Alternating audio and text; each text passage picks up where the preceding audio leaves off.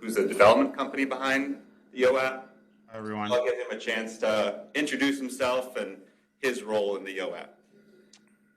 Thank you, Daniel. And yeah, just a quick correction, the Yo app, just as how we refer to it. But glad to be here. Thank you for hosting us.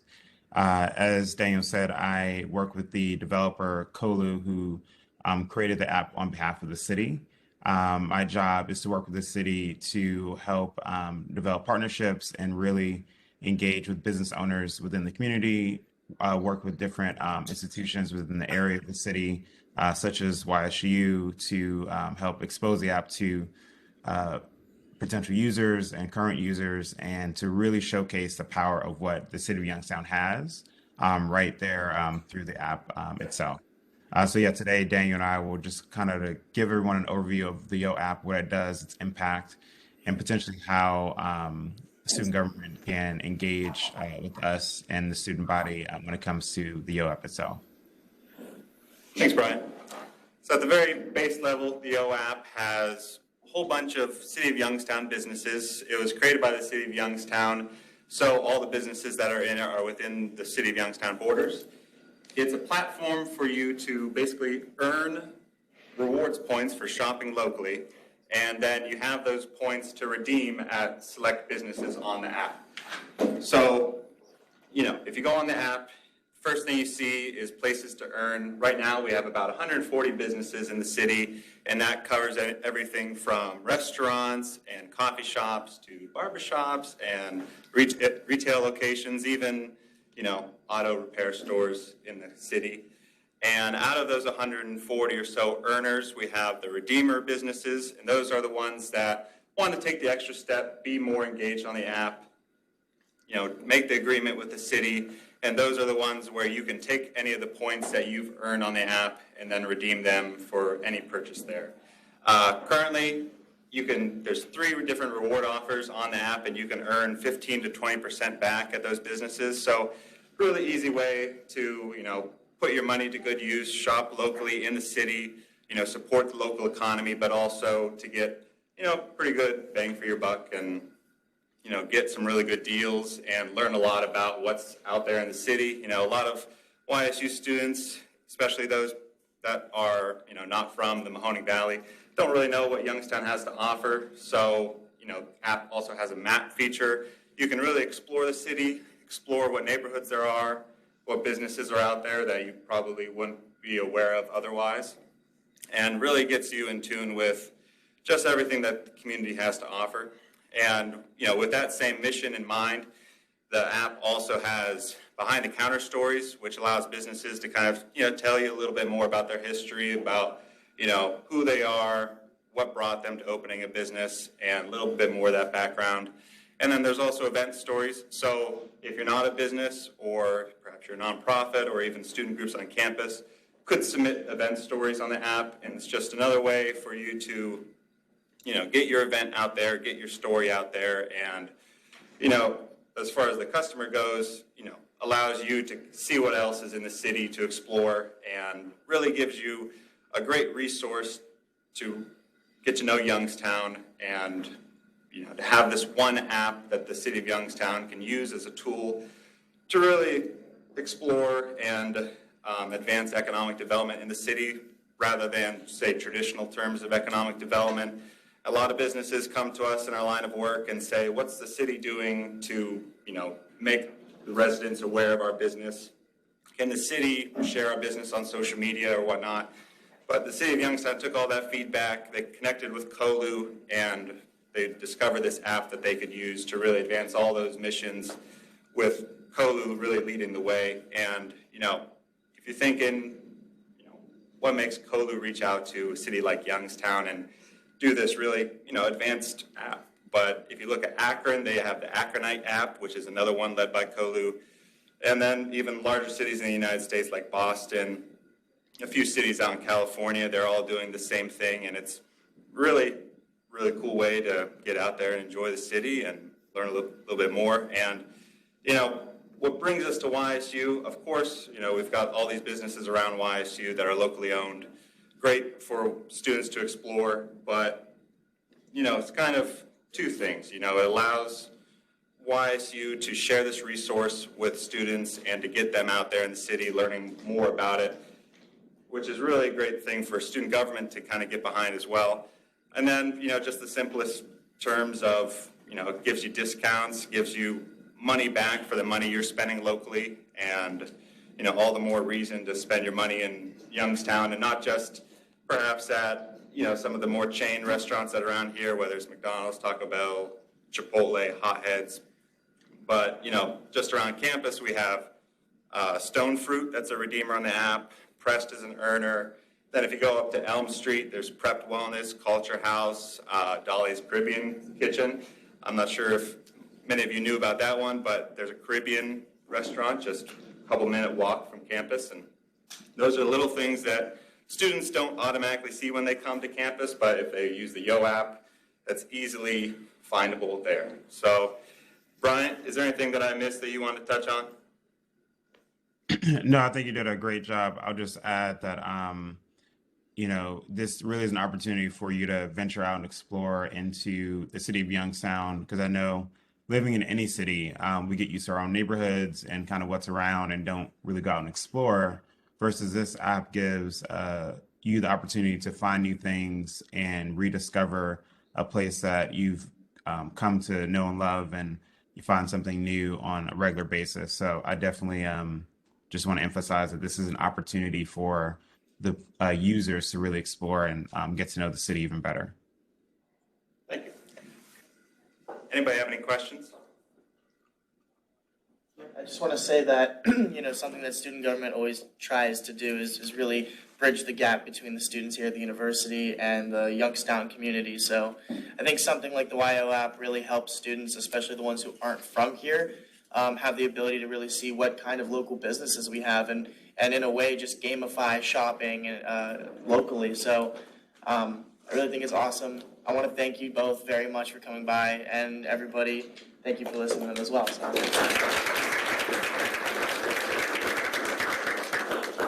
I've got some stickers to pass around. I'll just start at one end. You can just pass them down. Feel free to take a few of them, and if there's any left, maybe just leave it with the office and pass them out. If you want the Yo app, just look up Youngstown on the App Store or the Yo local app, and that'll get you where you need to be. Thank you so much. Thank you. Thanks, everybody. Thanks all. So at this time, I look favorably upon a motion to approve the agenda. Second. Awesome. All right, at this time, I look favorably upon a motion moving to executive business. Motion to move to executive business. Business. Second. All right. Okay. All right, everybody. So I'm going to start us off. The transition ceremony is approaching sooner than we think. I can't believe it's less than a month away.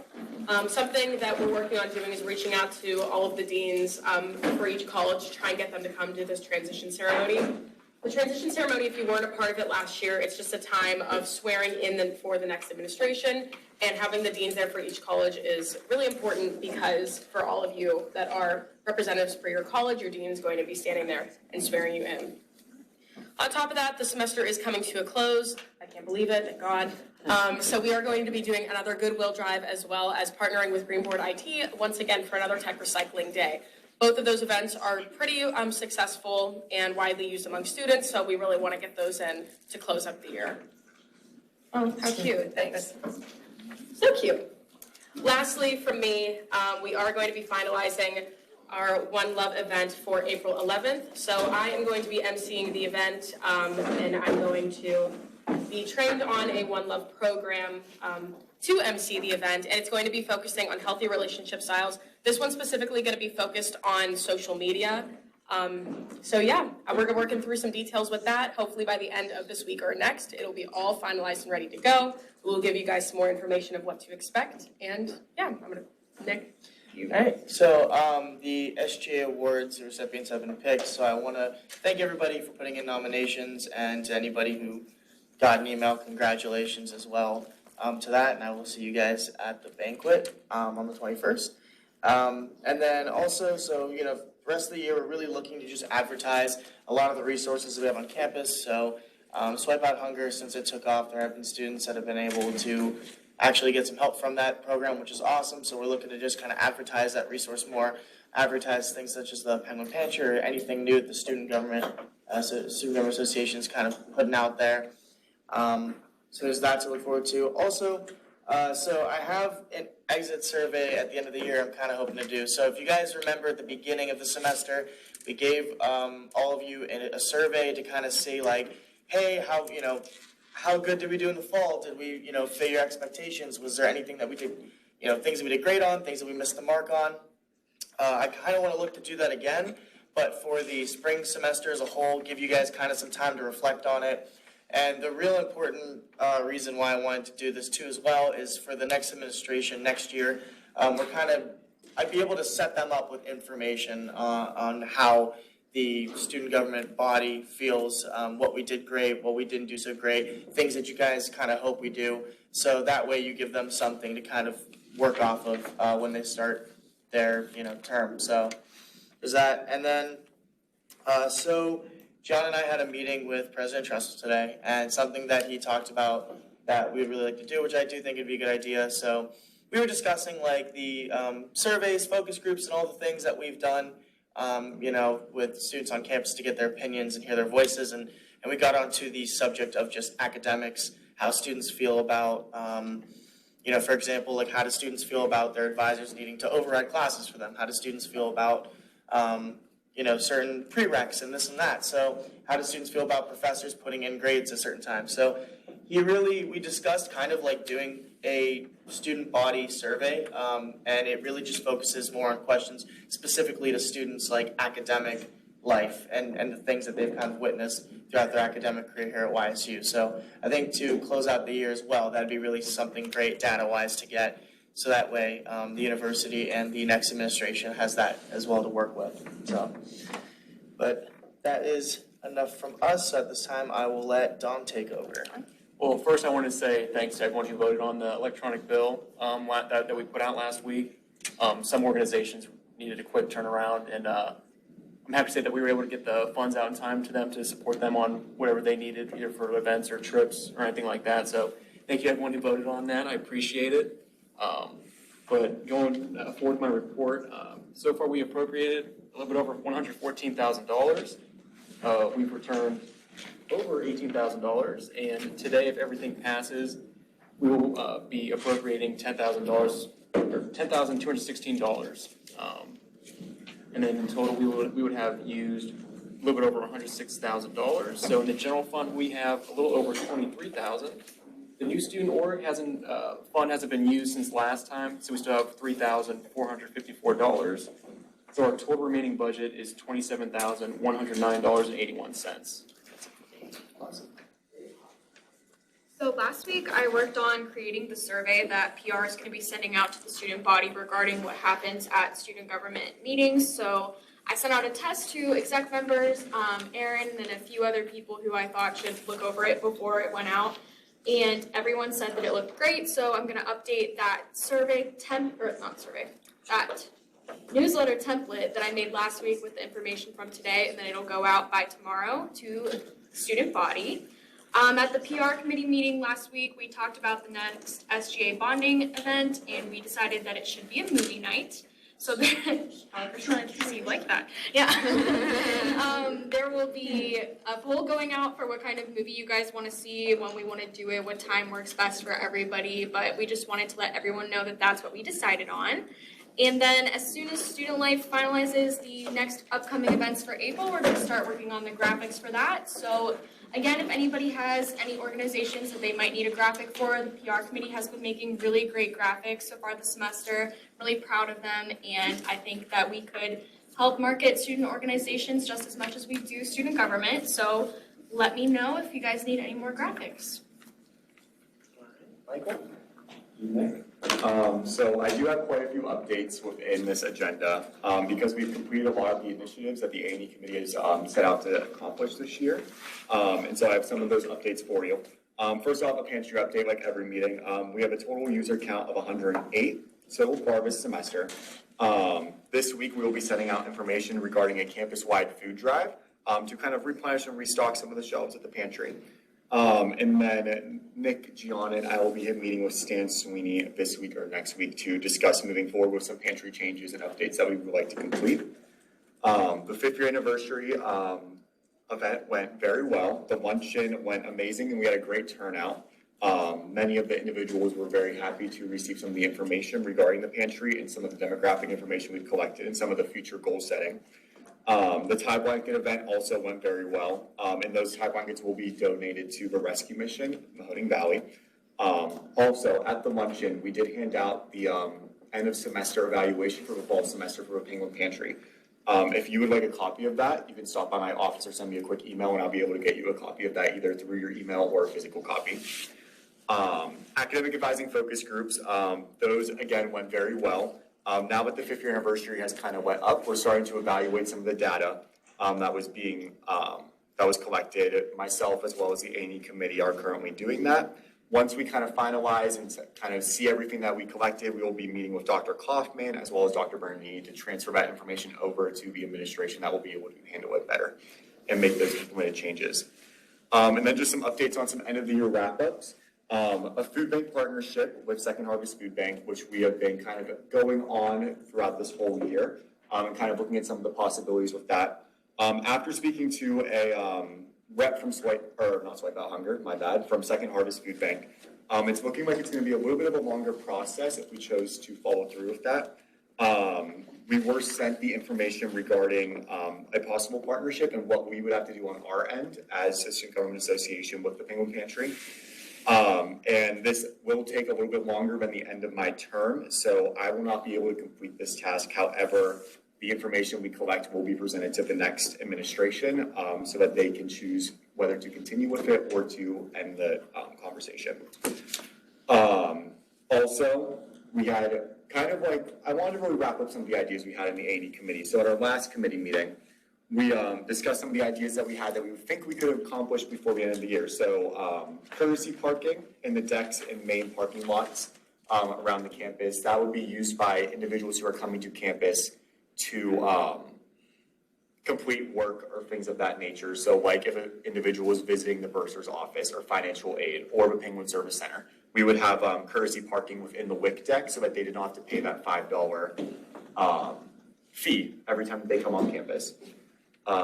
As well as Nick Esker brought up, electric car charging stations in selected lots as we are moving forward with cleaner energy and electric cars and seeing a lot more of these charging stations pop up. I feel like it would be a great benefit to add to the university and would be a great thing to add underneath the green initiative that Gianna has brought up. And then also a Dropbox idea for student concerns in each college.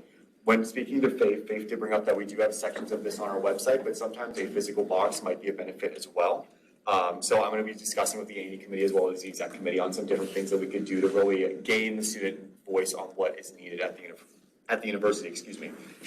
Also, I wanted to update some of you all on the role of the A&E committee within Student Government Association. So according to Section 3 of the bylaws, the A&E committee is to serve student needs, university assessment, and university development. Those are kind of our three goals within the A&E committee. And each of the A&E committees that we developed this year in that committee have come from data presented in surveys completed by the university or SGA or by word of mouth from students. Surveys and focus groups are used to obtain an unbiased opinion from the group they are surveying. This information is collected because when you just ask a select group of people, you're not able to get a very good poll of students to base a decision off of.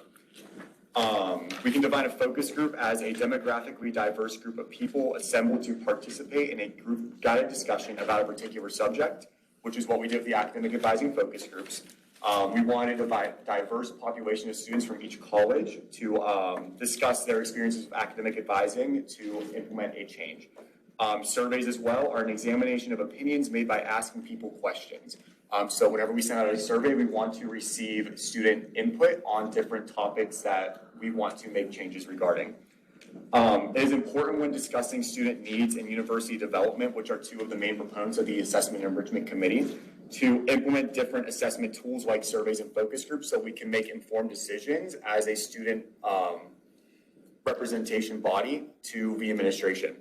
because we can't just make decisions based off of what we hear within this room, because it's a very select individual group of students. But whenever we send out surveys and host these focus groups, that really targets the university as a whole. And this is how we as SGA and the university ensure we receive a wide variety of viewpoints when making decisions. In my opinion, good decisions take time to make and are informed by data that is collected. And so when completing the surveys and things of that nature, we strive to fulfill that. Major things that we have accomplished this year have all been based off of this survey, the NESE survey for student engagement. And so that is one of our main tools. So we within student government really support the use of assessing and enriching the student body. So I just wanted to clear up some things that I've seen on social media platforms regarding the Assessment and Enrichment Committee and things that we have been doing, because focus groups and surveys really do help make positive change at the university. So I just wanted to clear that up and kind of get everybody on the same page within this room regarding that topic. So that completes my report. Okay, so if you look at your seats, Counseling Services gave us a couple of little goodies and little hotlines in case you need like assistance. And so this is our wellness week. So in my report, I kind of set it up by month because we really only have one full month left. So this is starting our last month, April, so that's crazy. So today we had Counseling Services come present to us. It was really fun. I got a mug. Some other people got mugs, so you missed out. But, so that just kicked us off. So tomorrow we're doing our gratitude wall. We're gonna do Post-it notes instead. That was our backup plan because we wanted to paint the rock, but it's actually freezing cold outside. So in order to keep everyone warm, we're changing to Post-it notes. And then Wednesday is our wellness fair. So setup and everything starts at 10:30. I sent out a sign-up link to if you want to help like usher people into the event. We're giving away a whole bunch of fun things. We're giving away a pair of AirPods. We're giving away raffle baskets, and we have little wellness bags that Bouncing Back and Counseling Services have made for us. So definitely spread the word. We're hanging up flyers tomorrow for that and spreading the word that way. So it'll be really exciting, and the more people that come, the more well they will add and I just it'll be fun. It'll be fun. Get to learn about some wellness, and that way it's very interactive, so that there's going to be like a little habit that you could possibly pick up. So it could be like journaling or like mindful breathing or coloring in like the coloring book to calm you down. So it's fun little activities, and you can win some fun things if you just show up. So definitely spread the word on that. So that's wrapping up March because March is over. Okay, now into April. Sorry. March, we have what, like 2 days left of 3 days? 3 days. What day is it? We got 3 days. Yeah, we got 3 days. Like 2.5. Okay, anyways. There's 31 days. 31 days, yeah. Yeah. Anyways, irrelevant. So moving into April, April is going to be a little busier. Obviously, we're wrapping everything up, and we want to have the end of our year be exciting. So the egg hunts, we're doing that the week of April 11th. We're going to do like little eggs around campus and just have like maybe like one like golden egg a day, so they can come to the SGA office and pick up like a water bottle or like just something fun, so that they will know like, oh, come to the SGA office. That we're increasing our reach on campus. And then we're doing that WIC Park cleanup, and then the Student Life Committee thought it'd be really fun if we did a picnic afterwards, and it'd be like potluck. So yeah, I know, right? It'd be fun. So that way, it's kind of like a little bonding thing that we could do, and then you get service hours, you get rep hours, and if you bring like cookies or lemonade or something, it's gonna be fun. We get to hang out at a clean park because we cleaned it up. Speaking about volunteering, I was actually sent some days and times from Second Harvest Food Bank about volunteering because they need a lot of volunteers, so that could also be another thing that we could squeeze into April. If you are interested, let me know. I can make a little group of us and we can go on like a Saturday, or I can just forward you the list of times that they sent out so that you can go in on your own time if you needed volunteer hours. I wouldn't really mind if you counted that as rep hours too. If you wore like your name tag and say you're on behalf of SGA, that'd be a really cool way to earn rep hours on your own. So if you're interested, let me know. Moving on to other things happening in April, food trucks. My wonderful committee went out and reached out to all these food trucks. So we're working out budgeting and logistics and like water and electric hookups. So I will let you know on that and see if we can get people to come to campus so we can get those food trucks on campus. So whoever pitched that idea, thank you. That's so exciting. And then regarding elections, I wanted to give you guys a heads up on the number of seats per college. So courtesy of Aaron, we calculated seats based on enrollment. So the seats, they do change every year because of fall enrollment. So that's why like there may be 8 seats one year and you may have 6 the next year. So B Class C, there are 6 seats. HHS, 6 seats. BCCA, 3 seats? Yeah. There are 3 seats. STEM has 7, WCBA has 4, and grad has 5. Do you want me to repeat that one more time? Okay. B Class C, 6. HHS, 6. CCAs. CCCA. So sorry, 3. STEM has 7, WCBA has 4, and grad has 5. You got that. And I was kind of yelling that one, but I just want to make sure you got the numbers. Okay. And then voting days, April 5th and 6th. So this is your last full week to get that campaigning done. I've been slacking on my own, so I really got to get my own flyers out. Be like, hey, vote for me. But anyways, definitely, be mindful of other people when you're campaigning. Be respectful, and good luck to everyone. But that's all for me. All right, hi everyone. Let's welcome our new BCHHS rep, Mark Thomas. Excited to be a new rep. I don't have much. I know a lot of you have completed some rep hours but haven't logged them yet. Make sure that you're logging those to me. I'm keeping track of everyone, so if you have any questions on how many you need or how many you have left to do, just let me know. Email me, and I'll be able to send that out to you. And if you need any help finding rep hours, you can reach out to any of us on exec, and we'll be able to help you find some opportunities so that you can get those finished up before the end of the semester. And that's all I got. So aside from your own personal names on the ballot on April 5th and 6th and the presidential names, there will also be a variety of amendments that we have been passing throughout the past semester and a half. And those amendments are executive committee declarations of candidacy, representative vacancies and their replacement processes, executive vacancies, bill of impeachment outline, formal resignations of positions. We tailored the language of the academic senate. And then there are 3 potentials. We have a follow-up meeting regarding the College Credit Plus voting did that happen? It took place today, It yes. did? And I do Okay. have information. And then Nick will give information on that specifically in old business. And today we're going to be looking at the bylaws with representatives now reverting the campaign method back to obtaining signatures, how it was a couple of years ago prior to COVID. So everybody will be required to get 25 signatures again. And assuming everything passes, we would have made 15 amendments in specific areas within the Constitution and 6 changes to the bylaws throughout these past 2 semesters. I'm not sure how many have been passed before, but this is a pretty big amount, and everybody should be proud of themselves for making this more of a legitimate organization. So, good job, everyone. All right. So then we can go straight into, at this time, I look for a motion to go to unfinished business. Unfinished business. All right, so what we're going to be talking about is what Nico just describes as CCP student stuff. So I wanted to start off with just the information that I got today regarding CCP students.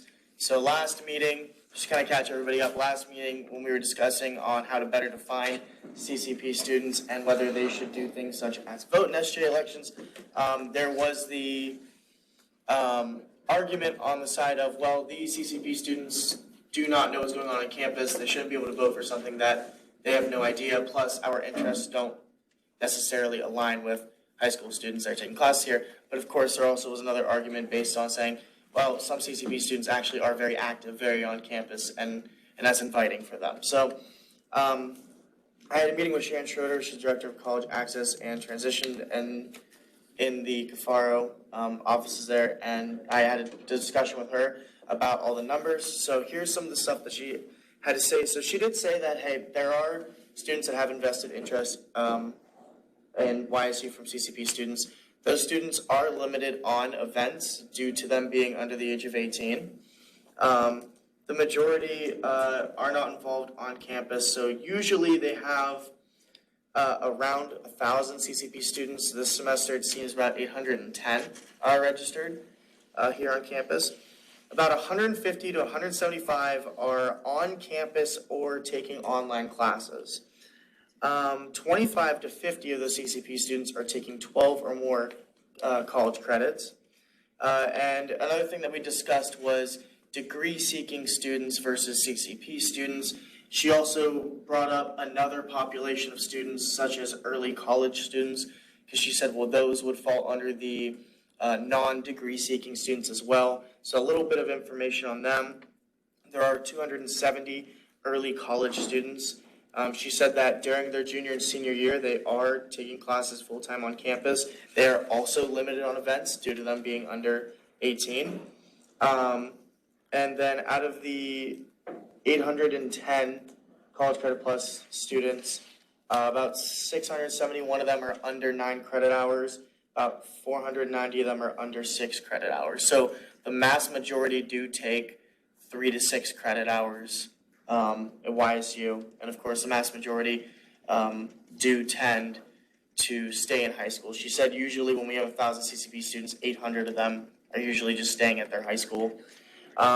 We also talked about the verbiage of this amendment. So we may want to define CCP students different than degree-seeking students. But of course, what we can do is change the verbiage to saying that non-degree-seeking students under a certain amount of credit hours would not be able to vote. Because then you would get those non-degree-seeking students that take 12 or more credit hours who are on campus, who are involved. You do give them the ability to do something like that. So that I would say is like, I guess, a common, like a middle ground here. Iko, I don't know if you have anything to add or if you want to motion for any discussion at all. Yeah, I mean, Nick read off the numbers, and that's what we had a lot of concerns about last week, and I'd be more than happy to try and tailor that language. Anything that passes, or anything that does not pass today, obviously will not be implemented until homecoming of next year, unless we call a special election. So, again, anything that does not pass in today's General Assembly won't go into effect until next fall, most likely. So we can motion to open up the floor for a 5-minute discussion, and then we could kind of see where we go from there. Do we have a second on that? Second. Awesome. All right, yes. So, quick question. I just was wondering if you could repeat. So, when you were listing the numbers of students registered as CCP, what was the number of students that were taking a minimum of 12 credit hours? 12 or more was between 25 to 50 students. Thank you.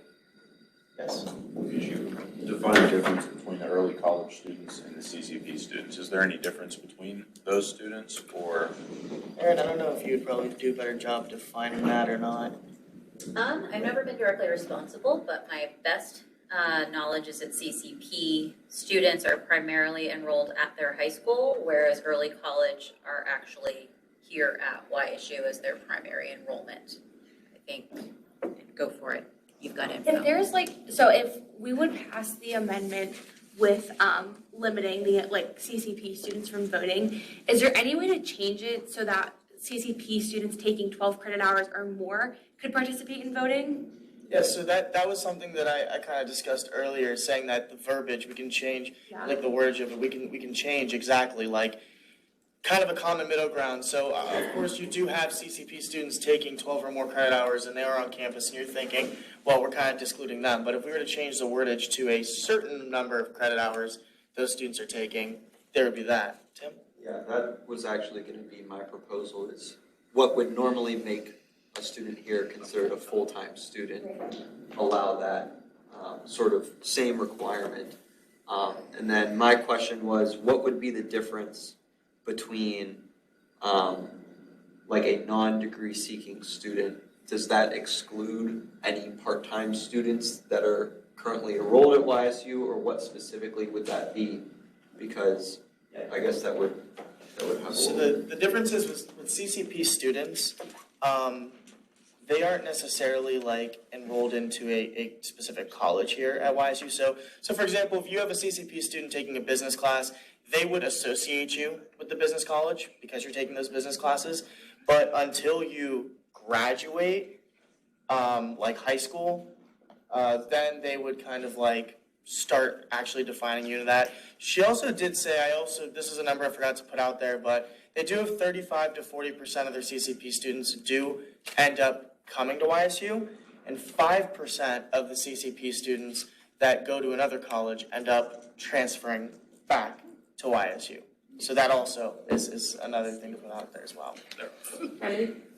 Yeah, I just think that's a great way, that changing that verbiage is a great way to really accommodate the students who are more involved on campus and who, feel like, oh, YSU is really listening to my voice, even as a high schooler, so that's why I should vote. I think that's a really good middle ground of sort of like, I don't know, just making everybody happy. So I think changing that verbiage is really the best route to go. And then what are they actually able to vote on? Would it just be the amendments and the presidential candidates? Because they're not within a college, so like they wouldn't be able to vote for a STEM representative, correct? Yeah, so that would be essentially like they would be able to vote on presidential candidates, amendments, homecoming, like who's running for homecoming king and queen, and those things. So they would be able to vote for anything except for reps in a specific college, because like you mentioned, they would not be considered in that college. They're grouped with a college based off their classes, but that doesn't mean they're like considered in that college, I guess, per se. Yes, these students pay tuition, or how does the university get, it's like, is there some kind of federal deal of like the university gets money for how many students? Or So the university makes about $60 per credit when it comes to CCP classes, and it's usually the city and the school paying for those classes. So the students themselves are not paying tuition to come to YSU when they're going through CCP. There's a maximum, like if they go over 24 credit hours, then they start having to pay. But their first, I think it's 24, it was 24 when I was in high school, are covered. And then once they cross that over, they have to start paying for it. So Or if you drop predominantly- a class, you have to pay for it as well. So predominantly Youngstown City Schools is like the main institution that takes advantage of this as a? I don't know the exact numbers, I but think for early college, For it's early college, primarily Youngstown City Schools. Yeah. CCP, it's a wider range. I think it's good for the university to have as much connectivity with Youngstown City Schools and the schools in the areas, and so. That's definitely something to consider as well, is retention-wise, having these students feel involved in the university. That may honestly be something that makes them make their decision to come here as well. So there is that thought as well. But yeah, is there any other discussion points? I'm gonna motion to extend by 3 more minutes. Do we have a second? Okay, yes. So just to clarify, your point about the students, like only, 40% who do CCP coming to YSU and then 5% coming back? Yeah. Okay. Is the argument there that like they'd be affecting decisions on campus that they won't be attending in the future? That would be one of the arguments, is yes, they would be directly voting on issues that may not mean anything to them the following year, because there is no guarantee that they would go to YSU. Yeah, so one of the biggest issues is like students who are being able to vote within the classroom, even though they've never stepped foot on YSU's campus before. That's kind of the big thing we're trying to prevent. And I think just from where the discussion has been leading here, we're kind of all agreeing that if they're taking 12 or more credit hours, then we should grant them jurisdiction to vote within our elections. So that's kind of the issue that we're looking at, are students who are voting from high schools that have no idea what's going on at YSU. Whether or not they vote, like people have voted in the past, and I'm sure we can find specific numbers on it, but we're just trying to prevent something like that from occurring again in the future. Yeah. Wouldn't the problem still persist though? Like somebody could be voting on something, like they might take 12 credit hours, say, decide not to come here, and they might still never set foot on campus, but just because they're taking the 12 credit hours, they would still be afforded that privilege, while somebody that's say like taking 10 wouldn't, you know? Yeah, but I'm gonna say it's going to be a lot less likely for somebody to be taking over 12 credit hours within their high school without stepping on campus at all. I think, yeah, the issue is still going to be there, but it's going to be a lot less relevant. We'll go Ryan, then Tim. I just asked a question along the same lines. Is it possible to include verbiage in the amendment if we were to propose one that would limit it to CCP or early college students that are taking a minimum of 12 credit hours, that we include some sort of language that limits them to having to be on campus, and we can actually get numbers that we can actually distinguish from students that are on and off campus? Would that be a possibility? So you're more or less asking about distinguishing between students who are actually here on campus versus the ones that are taking certain credit hours off. Like what, yeah, are we able to distinguish that in allowing students to vote, or is that kind of? Yeah, my devil's advocate on that is that we have fully online degree-seeking students who are full-time YSU students. So I think just saying off-campus shouldn't be the language we use. Like, I think we need to be deliberate In high about school, yes. what that means, so. I don't necessarily have an opinion regarding that, but the thing that I was thinking is that if they are over those 12 credits, then they are more knowledgeable about, hopefully, about what is going on at YSU. And so I don't know if necessarily, once you've already limited to the 12 credits, I don't know if you necessarily need to go that extra step to force them to come to campus, because, I mean, 12 credits is full-time students. So, I mean, they should pretty much be invested in their classes at YSU. So they should be getting the emails, they should be knowing generally what's going on. They should be able to still educate themselves with what's going on at YSU. I don't know how easy or difficult it would be to figure out whether they actually have a class or multiple classes on campus, but I don't know how necessary that would be once we've already limited it to 12 credits. So I'm gonna motion to extend by 3 more minutes, and then I'm gonna recommend a further motion after that to just table this to old business, and then I can formulate something for the April 11th meeting, and we can discuss further if we need to, but I will try and tailor that language to the best of my ability, and if anybody has any recommendations, feel free to email me, but right now I'm gonna motion a last time to extend by 3 minutes. Yeah, I was kind of just gonna say, I think that that's a good, again, you're never gonna be able to draft something that's going to fit every single student's needs. Like, it's quite literally impossible. So I think coming to the best middle ground that we can find is really the best approach here, because there's going to be special cases with, it's kind of just how people work. So I think just tailoring that language and finding the best middle ground that we can is really the best way to approach an issue like this. Julia and then Brent. I was just gonna say too, backing off Ryan's point, I think that personally, the making it on campus would be kind of confusing and possibly detrimental, just because the 12 credit hour minimum, you could be taking 12 credit hours and they could be split between high school and on campus. My senior year of high school, I took 2 on campus, 2 at my high school. So I think that that could be confusing for some students and could possibly just not be the best idea or the best middle ground to come to. That's just my opinion. Pretty much from what they were saying, think about it, the last time we talked about this, we discussed it for about 20 minutes. We got some great points in, but at the end of the day, we made adjustments. We considered all those factors and we went from there.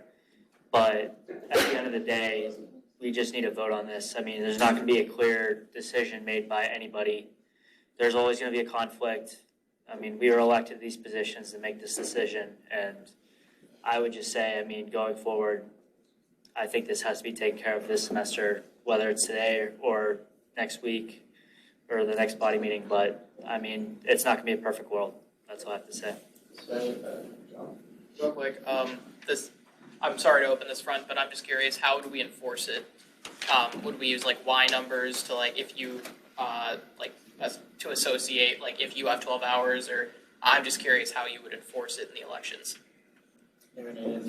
Yeah, that's one of the notes that I just made, is whatever criteria we set up, we need to see how feasible it is to actually set up the election polls. So right now, we use Simplicity as the program that we use, so that connects back to Banner, and it does allow us to filter based on some criteria, but I don't know offhand how easy it is to look at some of the things that we've talked about. So that'll be really important in whatever language we land on, that we're either using that system or we're developing some kind of communication with the registrar's office to make sure that we have the right list to upload into Simplicity to use for that.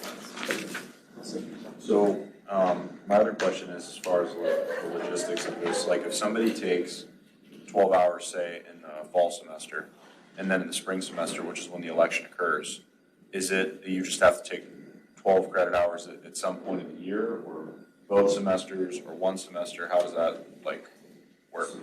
So typically it would be as long as they're taking these credit hours during the spring semester, which is mostly when the voting occurs. So it would be during the semester it does, but I will say the way the high school CCP operates is their college credit classes are stretched to the whole year. So that would be another like logistics thing, I guess, to kind of work out and making sure, like, because I know when I took 10 college credits in high school, like that was my entire senior year. So it's cumulative, like it would be 12 cumulative throughout the course of the year rather than just by like a specific semester is what you're saying? Yeah, I think, because like I said, Sharon Schroeder was the one who gave me this information. She even said that she's more than willing to provide more information and work with us on this as well. So I actually do think that that's something that I can ask her and really just see. Yep, I'm gonna motion to table this piece of legislation. Second. All right. And then, at this time, do I look for a motion to move into new business? All right, so I do want to apologize. I know, Nico, you have some amendments today, and What I'm gonna say is, because the amendment I'm gonna propose is an amendment to the bylaws, it doesn't need to go to the student body, because that's kind of an internal thing. So I'm just going, once we get to that, I'm gonna motion to table it, so we can just discuss it at the April 11th meeting. So you don't want to go through any? No, we Okay. can just go through. Perfect, because I was going to apologize because I did not put it on the new business. Okay, no. Okay, awesome. That's fine, that works out. All right. So, going into the only item, SPS 2022-17. Another thing I will apologize for is the number for Make Appropriations for 11 organizations. That is my bad. I never got changed. That's my accent. So, anyways. Great, so we got a bit of a long one today, but I'll try to make it quick because we just talked for a while. But we made appropriations for 11 organizations. Section 1, YSU Computer Club, is appropriated the sum of $1,050 for their Hack YSU 2022 event. Section 2, YSU Executive Board for Club Sports, is appropriated the sum of $552 for their Club Sports Awards event. Section 3, YSU Tennis Club, is appropriated the sum of $1,956 for their Spring 2022 Club Tennis Tournament. Section 4, International Student Association, is appropriated the sum of $670 for their Holy Festival of Colors event. Section 5, Adventure Rec Club, is appropriated the sum of $80 for the axe throwing at Fat Axes event. Section 6, Dana Clarinet Society, is appropriated the sum of $1,764 for their CBDNA Intercollegiate Band Event. Section 7, Interfraternity Council is appropriated the sum of $1,200 for their Walk a Mile event. Section 8, YSU Men's Soccer Club is appropriated the sum of $310 for their Game vs. Kent State Soccer Club.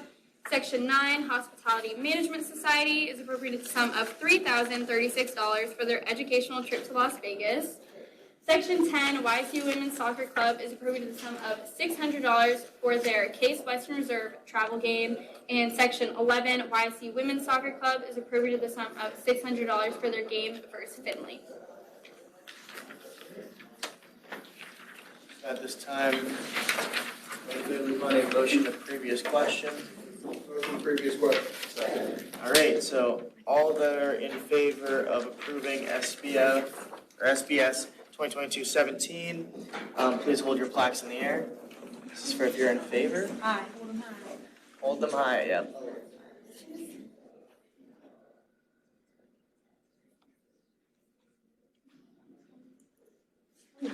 Everyone? Okay. And then for anybody who is opposed, hold your placards in the air.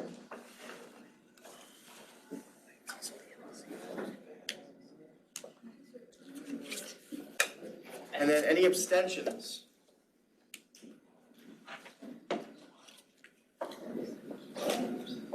Right. All right, it passes. And then I'm gonna motion to table the next piece, or the, change of the bylaws till next meeting. Second. Awesome. Okay. So at this time, I look favorably upon a motion to move out of new business. Motion to move out of new business. Second. Awesome. So seeing that we have no gallery, we can go straight into advisors' remarks. All right, just want to say congratulations to all the award winners. If you haven't heard who they are, maybe Nick can post a list in our team so that everyone knows who won. That would be awesome. There's some great winners, lots of great nominations, so thank you all for that. I want to say some thank yous to Michael for all of his work on the Pantry 5th Anniversary Luncheon, to Elsa for coordinating the debate last week, for all of the debate participants and attendees for maintaining a respectful environment through that. So keep up the good work. I know this next week is stressful for everybody, but I appreciate seeing how invested you all are in our YSU student body. So thank you for all that you're doing with that. In front of you, there are calendars of events for the rest of the semester. There's a lot going on. One thing that I want to point out, this Wednesday is 330 Day, so it's a celebration of all local music, 10 Youngstown bands playing at Stambaugh Auditorium. Starts at 7, free and open to the public. Should be a really good time. And I even get to intro a band, so come see me if you want. And so lots of good things happening, so thank you all. I hope it warms up really soon. Yes, Wednesday is going to be 60 degrees. Come here, 10 bands. Yes. So any advisors on that? All right, then we move straight into members' remarks and announcements. We'll start with Dom and go around the room. Yeah, first I just want to say thank you guys for all the hard work you've been doing. Since it's getting close to finals, so this is kind of when the semester kind of goes downhill. But sorry.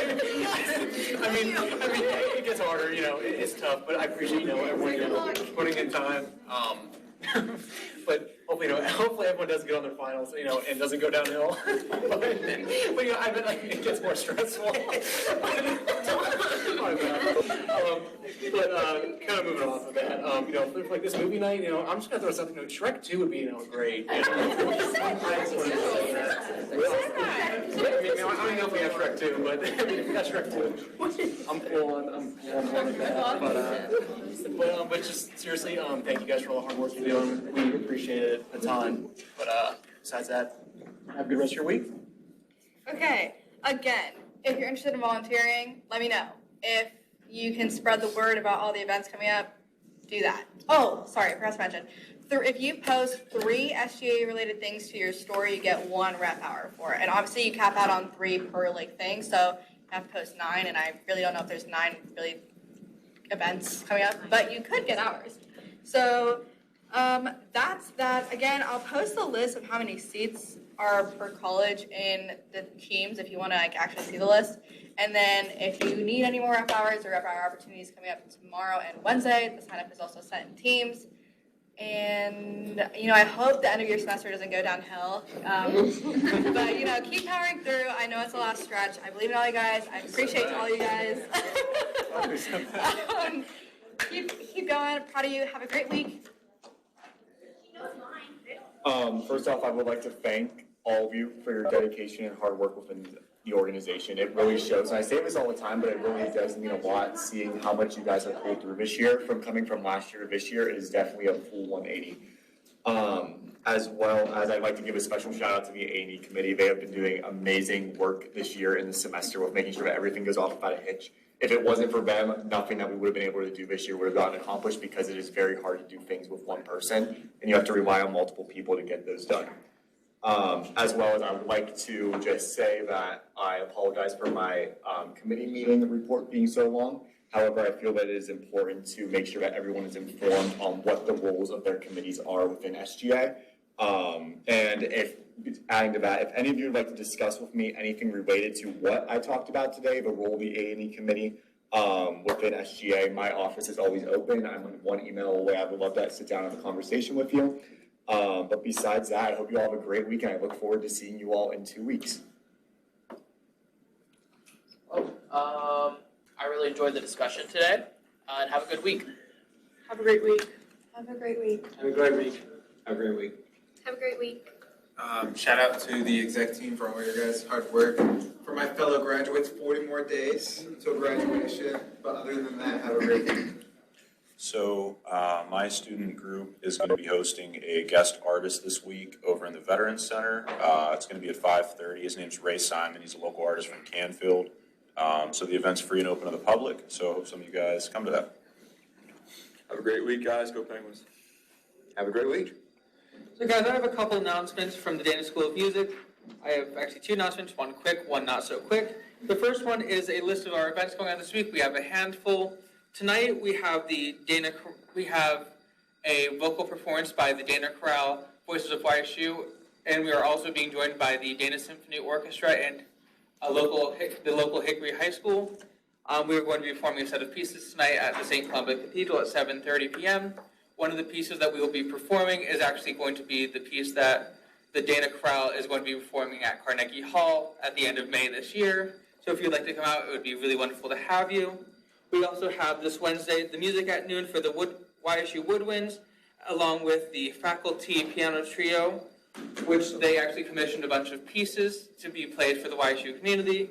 That will be at the Bliss Recital Hall at 7:30 p.m., along with the McDonough Honors Recital for one of our percussion students, Brett. That will be in the McDonough Museum also at 7:30 p.m. And the longer announcement, I'm a member of Penguin Productions, which Aaron is actually one of our advisors for, and we are announcing our Music and Arts Festival, Federal Frenzy, which is going to be this April 23rd from 2 to 11 p.m. We are getting ready to finally be back in person with our events with all our COVID precautions. At the start of the meeting, I passed out a bunch of these little quarter cards, so that way you guys can reference it and let everyone know in your school that we are actually going to be having this event in person this year. And we are looking forward to announcing our band sometime soon, so keep an eye out on social media as well. Thank you, everyone. Hi everyone, so I actually have an event to let you all know about today. So this Wednesday, on your way to the wonderful Wellness Week Fair, stop by and see me in the lower arcade of Kilcolly. The Hospitality Management Society is doing raffle baskets.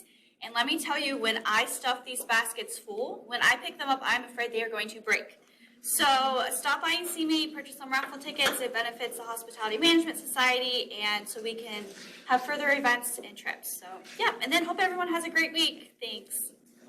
Hi guys, have a good week. Tomorrow, the Poetry Club, we are having another meeting in the training room at 6 p.m. Last time I bought Dunkin' and it was free.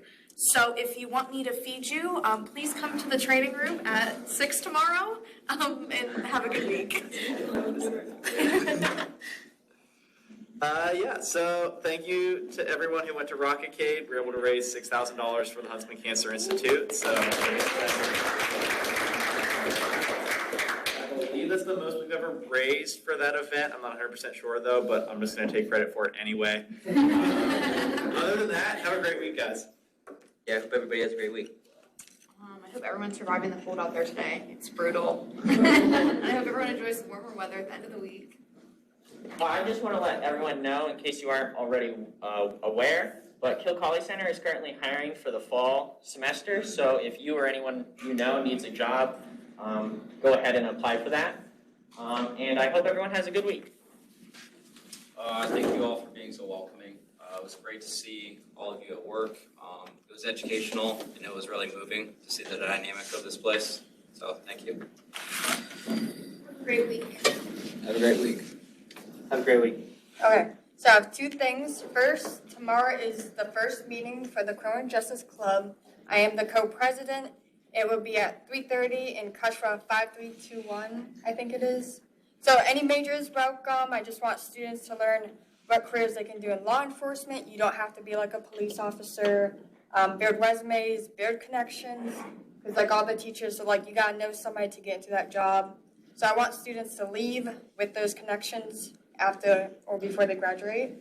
So there's that. Secondly, Friday begins Sexual Assault Awareness Month for April. So it would just be good just to learn the facts about like sexual assault, join the One Love, learn more about like what you could do to help like survivors for like human trafficking. Please try to attend like one of the YCAP meetings. We got one Wednesday at 4 o'clock. You can go onto the Instagram for YCAT to see what the last few rooms they're gonna have. It's in Kilcawley. We have like 3 more meetings.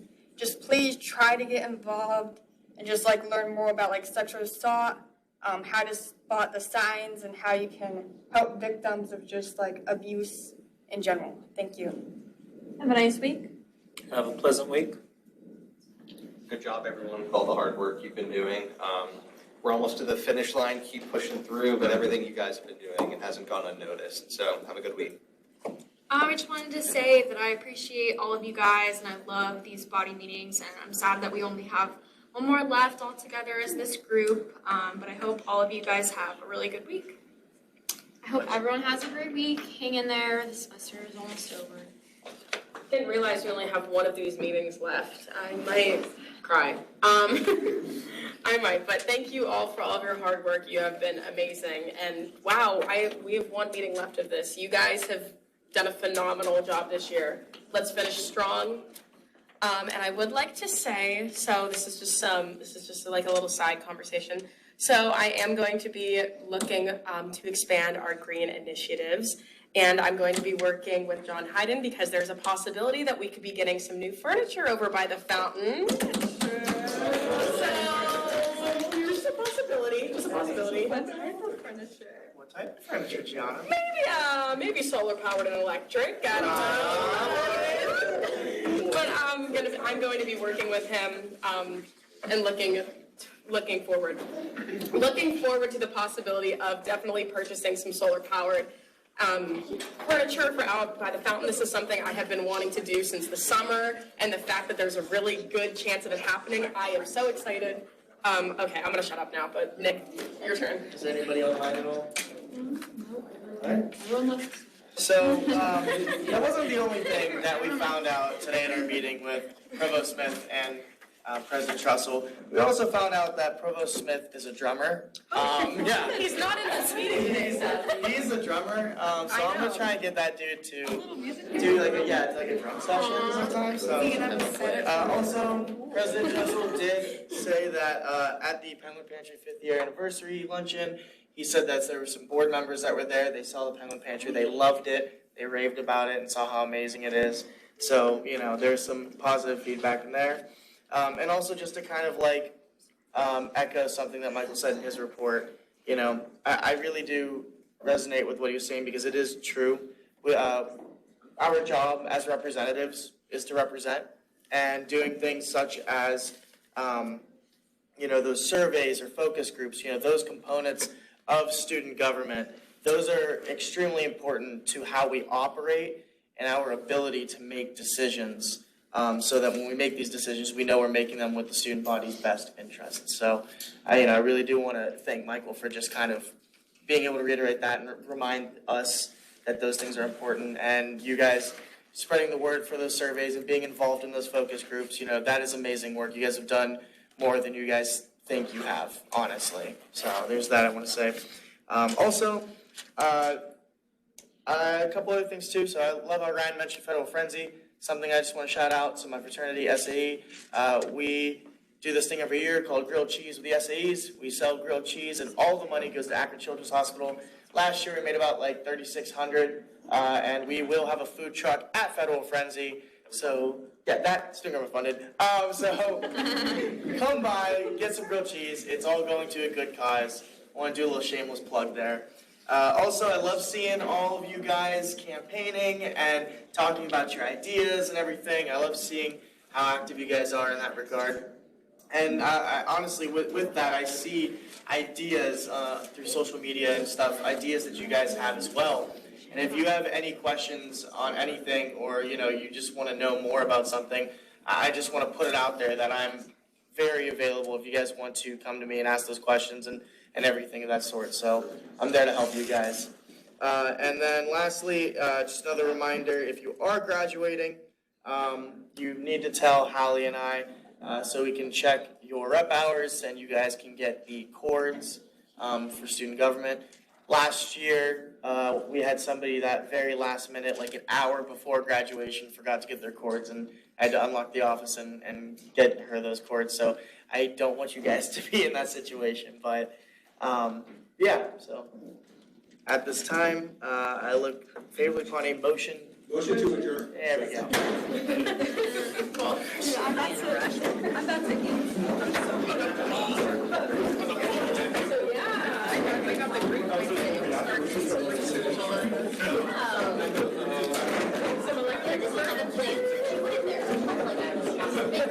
I'm sorry.